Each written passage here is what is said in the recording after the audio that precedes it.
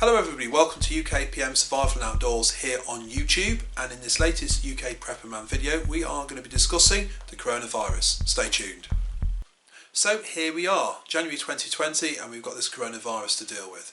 Now I thought I'd bring it to the channel. I was in two minds whether or not to do so, but this is reality, okay? This is what is happening at the moment, okay? So I'm hoping to get across just my interpretation based on fact, based on some opinion, and based on obviously what I am doing to try and protect myself from any potential problems. Before we go any further, I know there are British citizens who are currently in China, in the affected areas, who are in dire straits because they can't get back. So my heart and thoughts do go out to those people, okay? So I do hope that you get the necessary support that you need, all right? The virus itself, okay, let's have a chat about what it is.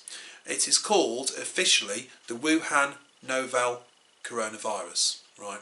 It is a new virus, i.e. it's not affected humans before.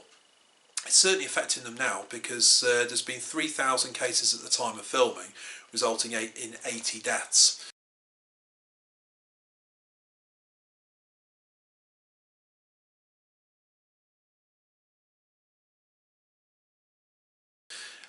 So it is serious.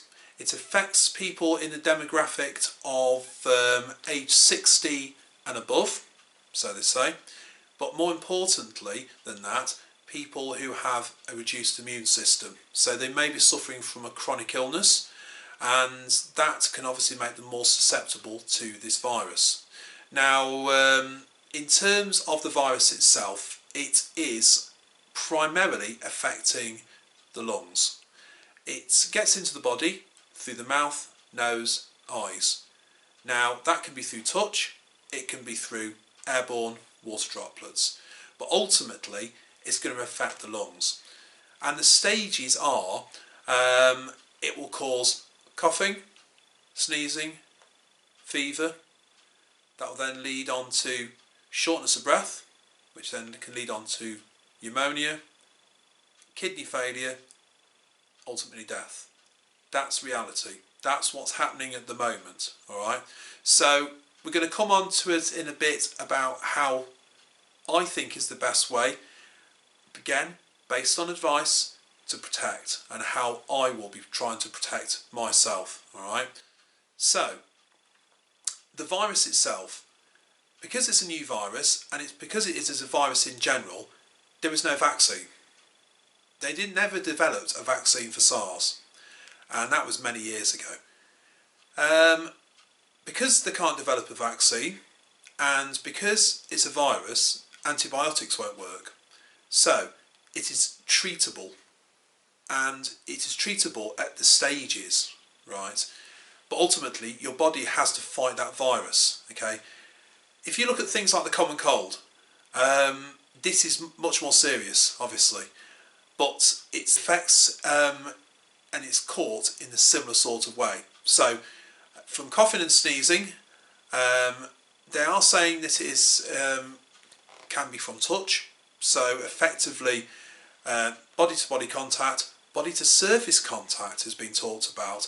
This apparently can stay on surfaces active for up to 5 days, and therefore if you touch the surface and then touch your mouth or your nose or your eyes, you could catch that virus, so they say, right?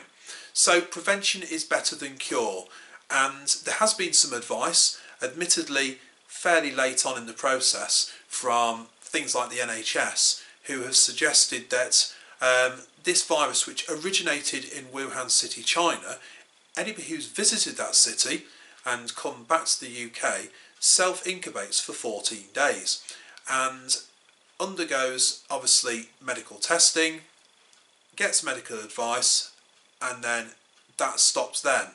So they've sort of breezed over the fact that for 2 weeks somebody's got to effectively not leave their house. They make it quite clear that that is the case, but it's sort of very matter of fact. Which brings me on to the UK, because at this stage there hasn't been any confirmed cases of the coronavirus in the UK, though there has been suspected cases.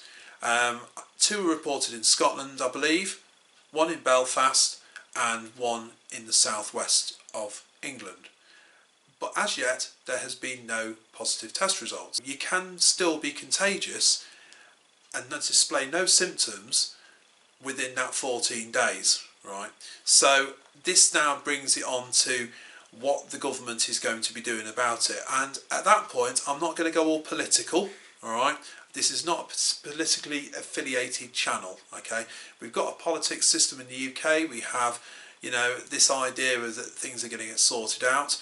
I'm not even going to go there, all right? This is about sort of looking after yourselves, looking at the facts, looking at opinion, and using those opinions to make your decision, all right? So in terms of prevention, right, airborne, affecting the lungs, you've seen people wearing surgical masks. They offer some protection, but because it can go through the eyes, it will offer limited protection.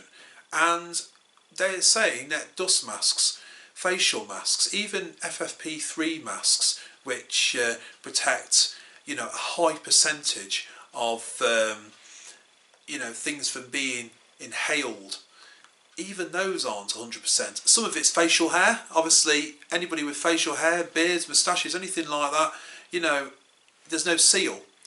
But it's on how far, you know, do you go to the level of a respirator? You know, that could be the solution. One thing I do know is that from sort of publicised, that there's been people running out and buying lots of things. Okay, are they buying the right things? Well, you know, let's look at again at the facts.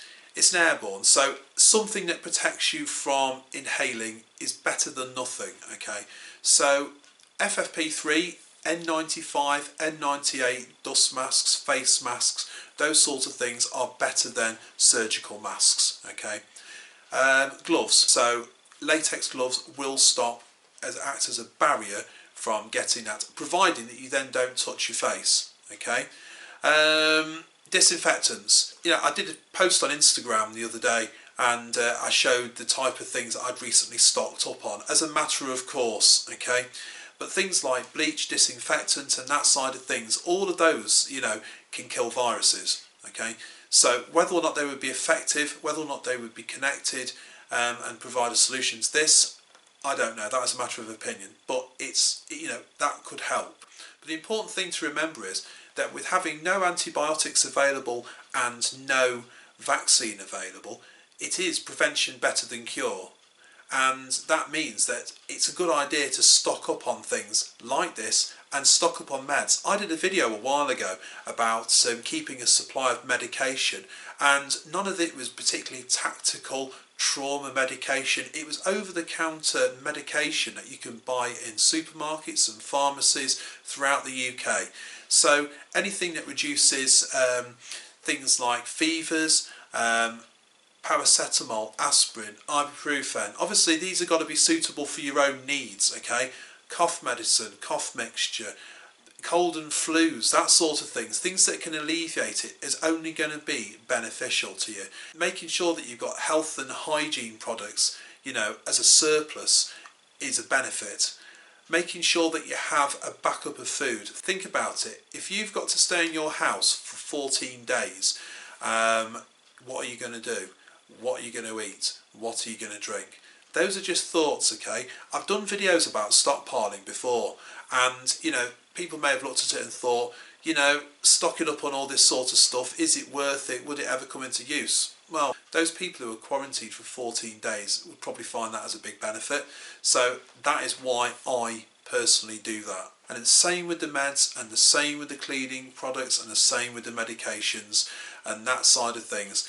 It is all gearing up to having that preparedness attitude of making sure that you're looking after yourself, because ultimately the advice that has been given by the health service is stay indoors and call 111, and that's it. That's basically it. You know, nobody's going to do anything else for you.